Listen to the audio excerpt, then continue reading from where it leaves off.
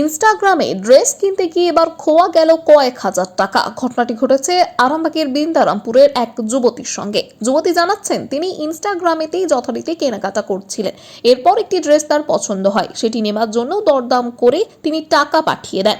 দুবার করে টাকা পাঠাতে বলা হয় ওই যুবতীকে, তিনি তাই পাঠান, কিন্তু তারপরেও আবারও টাকা পাঠানোর কথা বলা হয় ওই একই ফোনপে নাম্বারে।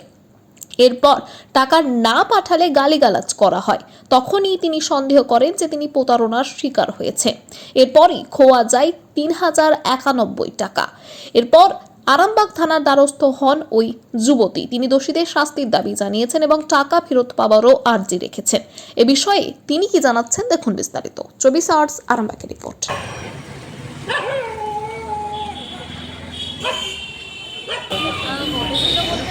আমাকে কালকে যথারীতি আমি এক জায়গা থেকে ফ্ল্যাক্স থেকে অর্ডার করেছিলাম একটা জিনিস। তো অর্ডার করাতে তারা যথারীতি আমাকে টাকার অ্যামাউন্ট বলে, টাকার অ্যামাউন্টটা আমি পাঠাই। আর পাঠানোর পরে ওরা যখন বলে যে কুরিয়ার চার্জ লাগবে, তো প্রথমে বলেছিল কুরিয়ার চার্জ লাগবে না, তারপরে বলেছে না কুরিয়ার চার্জ লাগবে।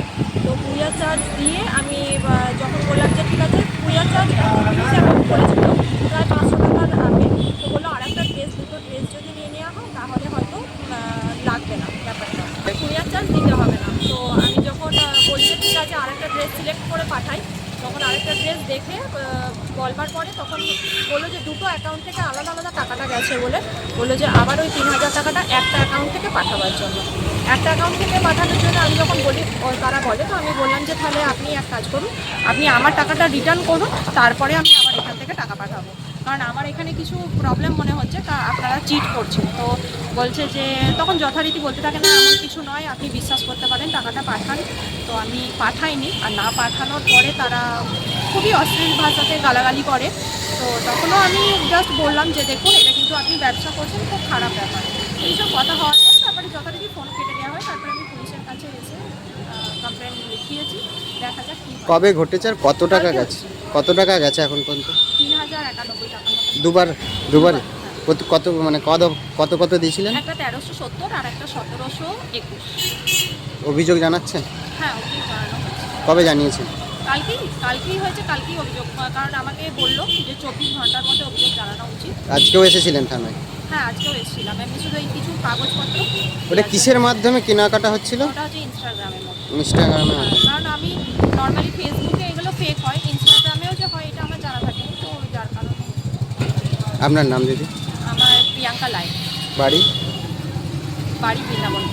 কি কেনাকাটা করছিলেন? একটাই? হ্যাঁ, ড্রেস যেমন।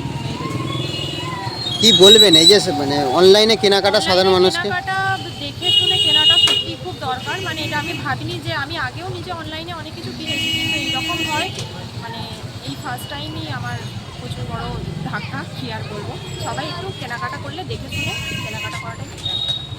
সন্তানের পরে মন বসছে না, প্রচুর পরিশ্রম করেও আপনি আশানুরূপ পারিশ্রমিক পাচ্ছেন না, যার ফলে আর্থিক সংকট আপনার জীবনে দুঃখ এবং চাপের ছায়া ফেলেছে। দেনার ভারে জর্জরিত স্বামী স্ত্রীর মধ্যে প্রতিনিয়ত ভুল বোঝাবুঝি বেড়েই চলেছে। নতুন বাড়ি কিনেছেন, কিন্তু সেই স্বপ্নের বাড়িটা যেন আরো দুর্ভোগ নিয়ে এসেছে আপনার জীবনে। আপনি ভাবছেন সস্তায় পাওয়া বাড়িটা নেওয়াটাই কি সঠিক সিদ্ধান্ত ছিল? এমনই সব দ্বিধাদ্বন্দ্ব এবং জীবনের কঠিন মুহূর্তে আপনাকে সঠিক পথে পরিচালিত করবেন আন্তর্জাতিক খ্যাতিসম্পন্ন স্বর্ণপদক ও স্বর্ণ মুকুটপ্রাপ্ত ডক্টর অজয় শাস্ত্রী। তিনি শুধু আপনাকে পথই দেখাবেন না, আপনার জীবনে সত্যিকারের সুখ, শান্তি, ঐশ্বর্য, অর্থ যেন সঠিক সময় আপনার কাছে পৌঁছে দেয় সেই দায়িত্বও নেবেন। তার অভিজ্ঞতা এবং জ্ঞানের আলোতে আপনার জীবন হয়ে উঠতে পারে নিরুদ্বেগ ও সমৃদ্ধির পথে ধাবমান। তাই আর দেরি নয়, স্ক্রিনে দেওয়া নাম্বারে এখনই ফোন করে ডক্টর অজয় শাস্ত্রীর সাথে যোগাযোগ করুন। কে জানেন, হয়তো একটি মাত্র ফোনই আপনার জীবনকে বদলে দিতে পারে।